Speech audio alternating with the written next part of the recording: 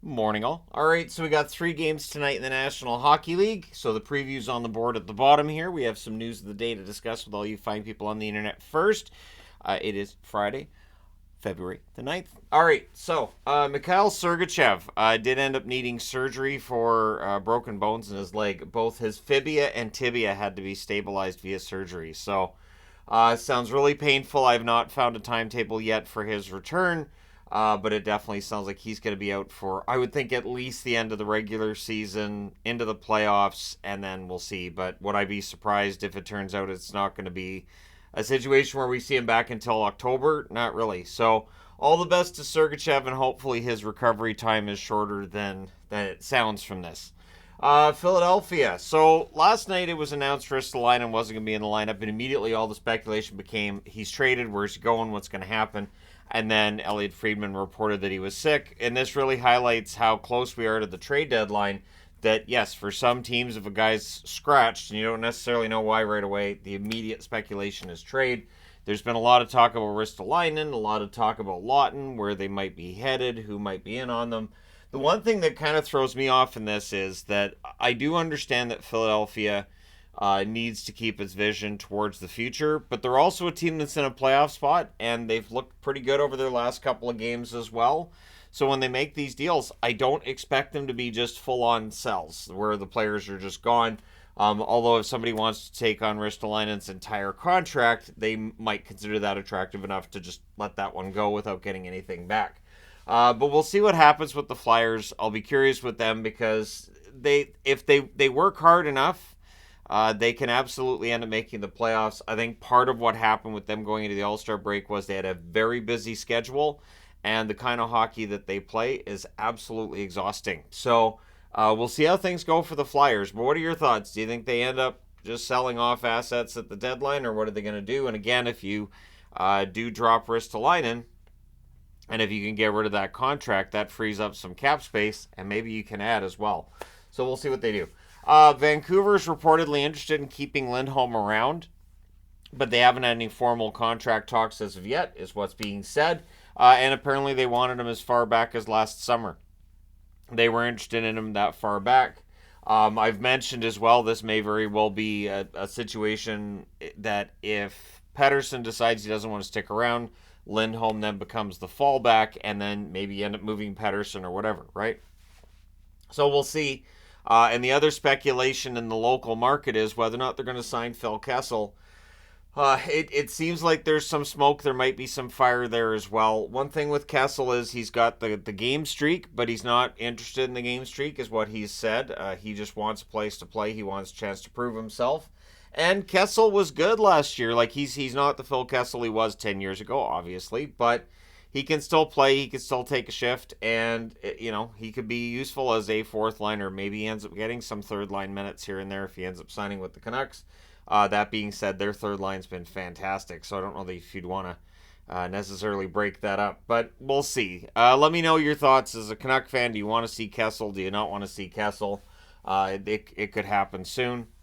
The Calgary Flames announcing that Dan Vladar's been placed on injured reserve, lower body injury for him. So they've called up Wolf. It doesn't sound like it's anything major. It doesn't sound like he's going to be out for a long time. But yeah, without Vladar, Wolf maybe gets a start or two. And I do think Wolf is ready to be a National Hockey League goaltender. Praise him for his patience, but he's not the first goaltender to, ripen and then still sit in the minors waiting for his chance. So yeah, we'll see how long Vladar is out. The Winnipeg Jets are officially in trouble at this stage. So they've lost 5 in a row coming out of last night's. And it's not just that they're losing, it's how. They suddenly don't seem to have that confidence. The swagger's gone. The offense isn't what it was. And this just feels like it's a malaise that's overcome the whole team. Now, they're 3 points back of Dallas and Colorado. They do have games in hand on Colorado. You have to win the games in hand. They're 11 points up on St. Louis. So there's no danger on them falling out of the top 3, but it is not optimal to be on the road to start the playoffs and start either in Dallas or Colorado. Your best option is to win those games in hand, have home ice, and make them beat you in Winnipeg first, rather than having to win on the road. Or maybe with the way the Winnipeg Jets have been playing, maybe starting on the road in the playoffs will be better. Either way, let me know if you're a Jets fan, if you have any concerns with the way they've been playing lately. I do have tremendous concerns. They don't look like the same team at all. Everything seems to be kind of falling apart. But if you're going to go through that, go through it in February. Don't go through it in April. So we'll see if they come out the other side a better team. So the 3 games tonight, the first game starts at 8 o'clock Eastern, 5 o'clock Pacific. That is Pittsburgh and Minnesota Wild. The second of 2 meetings on December 18th, Pittsburgh won 4-3 at home. Pittsburgh's 23-17-7, and they're on the cusp of potentially being a playoff team, as are a number of teams in the East. Jake Gensel, 22 goals, 28 assists, 50 points. Lots of speculation about whether or not Gensel's going to get traded. I think if they keep themselves in the hunt for the playoffs, it makes it harder to make a trade with Gensel. Riley Smith had a good start with Pittsburgh, but he's sitting at 8 goals, 12 assists, 20 points. And I think Vegas made the right call in making the move they did. They kept Barbashev, they traded Smith, and it definitely looks like that was the right move at this point. Minnesota's 22-23-5, desperate to get back into the chase for a playoff spot. Kaprizov picking up his point totals would help. He's still above a point per game, but 19 goals, 26 assists, 45 points. He's not the spectacular player he was a couple seasons ago, and so they're looking for a return of that Kaprizov. Eriksson Ek's been very good, 21 goals, 18 assists, and 39 points, but again, they haven't had that superstar performance to bring them above the playoff line to this point. 8:30 Eastern, 5:30 Pacific, the New York Rangers in against the Chicago Blackhawks. The New York Rangers won this first meeting, so this is the second and final one. January 4th, the Rangers won at home 4-1. New York 32-16-3. It looks like the break did them some good. Panarin 31 goals, 36 assists, 67 points. He's been playing well since the All-Star break. And VC 11 goals, 5 assists, 16 points. He's been scoring lately and maybe playing some of the best hockey he has in a while. On the other side, you've got Chicago 14-35-2, and they can't score. They don't have the offense. They work hard. They make you work for it. I don't expect this game to be a blowout. Chicago generally hasn't been getting blown out over the last few weeks. But Kurashev, they could use some more goals there. 8 goals, 17 assists, 25 points on the season. Nick Foligno, 10 goals, 9 assists, 19 points. Might have been their best forward in that last game against Minnesota.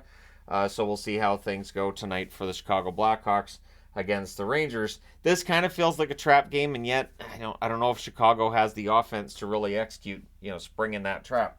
10 o'clock Eastern, 7 o'clock Pacific, the Edmonton Oilers and the Anaheim Ducks renew their rivalry, which has been very lopsided this season in favor of the Oilers. November 26th, 8-2 for Edmonton. December 31st, 7-2 for Edmonton. The fourth and final meeting will be March the 30th. So do I just put the No Mercy magnet on the board then and just see if they live up to it? Because for the Oilers, they're coming in 29-16-1. Probably not going to be very happy because their 16-game winning streak just got ended.